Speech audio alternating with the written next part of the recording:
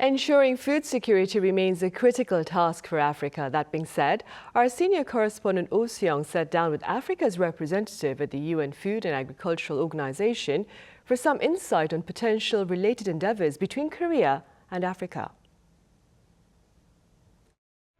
Innovation should be the basis of South Korea and Africa's cooperation to achieve access to affordable and nutritious food across the African continent.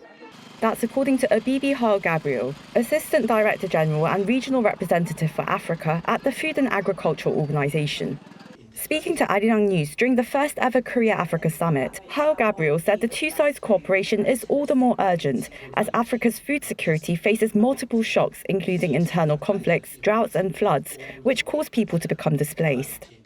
There are other factors as well. We just came out of COVID-19 pandemic, as you know, and also global political instabilities and wars have impacts on agri-food systems, such as the war in Ukraine. Africa depends a lot on imported cereals and also for fertilizer, and the global economic downturns also impact agri-food systems. So we are talking about a multitude of factors. Now, the situation wasn't really positive because the figures indicate that hunger has been on the rise. 1 out of 5, about 20% of Africans do not have enough to eat at the moment. And rightly, both man-made and natural shocks have contributed to this.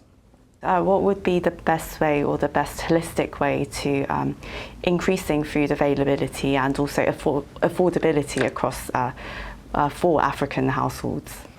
Yes, in Africa we focus on a few things. It is about transformation of the agri-food systems along the whole value chain, not just about seeds and fertilizers inputs, but all the way, the value chain development, the post-harvest. But at the center of it is increasing productivity. The level of productivity in Africa is low. It is about 30% of the average for developing countries, which means there is a lot of opportunity to expand productivity. So that is, in FAO, we call it better production, but also better nutrition. About 1 billion people in Africa do not afford healthy diets. It's expensive. So we have to make it affordable for them by producing more, by reducing the cost of production. So there are solutions, and in FAO we call them 4 betters, better production, better nutrition, a better environment, and a better life, leaving no one behind. But we can only achieve this when we have efficient, inclusive, resilient, and sustainable agri-food systems.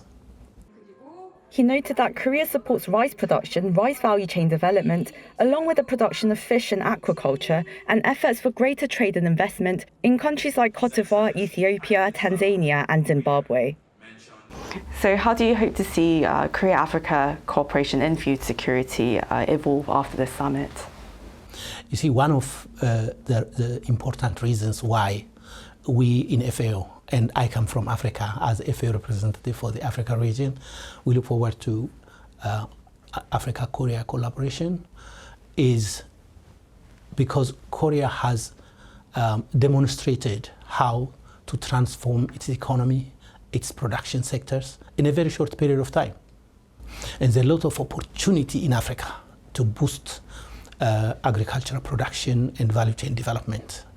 And the best way to collaborate is to make it long-term commitment, to improve, to build on what exists already in terms of collaboration on research and development and technology and innovation. Already the Republic of Korea has been collaborating with a number of countries in Africa to support technology transfer, knowledge sharing, research and development, value chain development, youth employment in many countries. So the work has already been begun. It is there. It needs to be strengthened a little bit. I see. Well, thank you so much for your time today, and I hope your trip to Seoul is a successful one. Thank you so much. Thank you for having me.